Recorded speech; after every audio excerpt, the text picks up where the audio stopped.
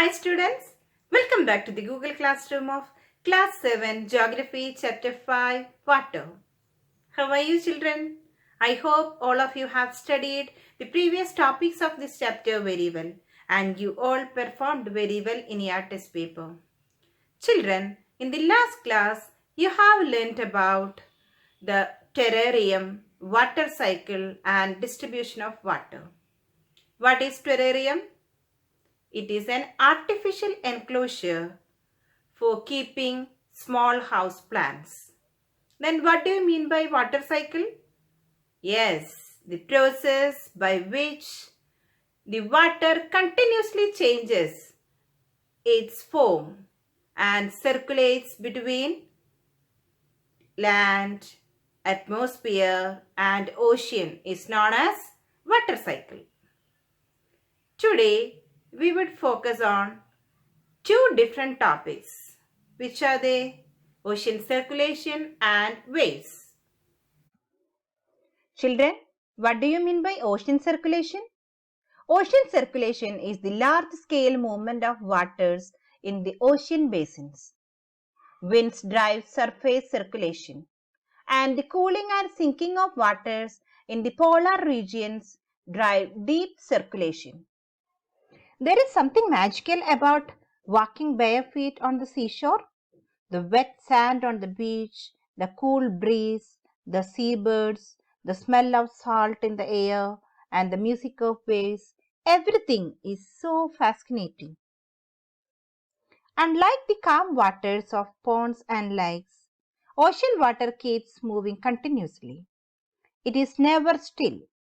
The movements that occur in oceans can be broadly categorized as waves, tides, and currents. So, once more, movements that occur in oceans can be categorized as waves, tides, and currents. Next topic is waves. When the water on the surface of the ocean rises and falls alternatively, they are called waves. So the first one is wave.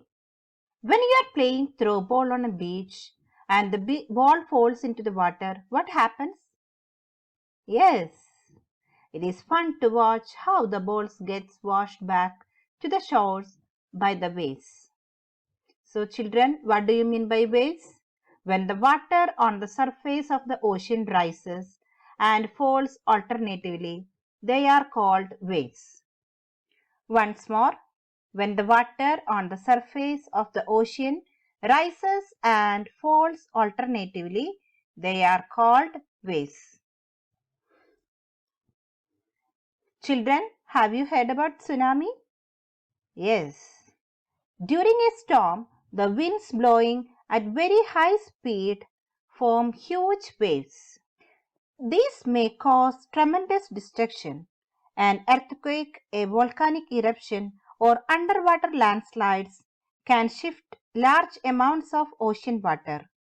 As a result, a huge tidal wave called tsunami that may be as high as 15 meters is formed. The largest tsunami ever measured was 150-meter high. These waves travel at a speed of more than 700 km per hour. The tsunami of 2004 caused widespread damage in the coastal areas of India.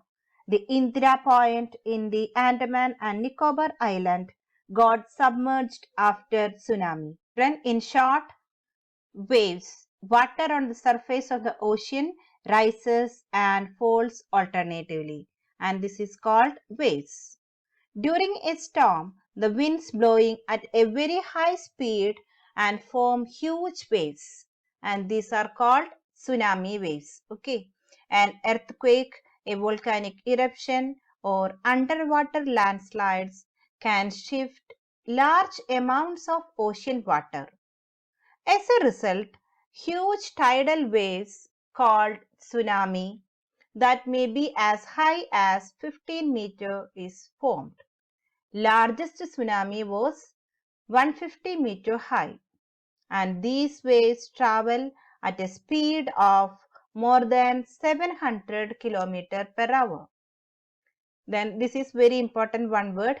Indira Point in the Andaman and Nicobar Islands got submerged after the tsunami on 26th December 2004. Children, read Tsunami, the Earth's Pandemonium from your textbook in page number 34 and 35. Okay. Do you know? Tsunami is a Japanese word that means harbor waves, as the harbors get destroyed whenever there is tsunami. Waves are formed when winds scrape across the ocean surface. The stronger the wind blows, the bigger the wave becomes. Children, it's time to wind up our session.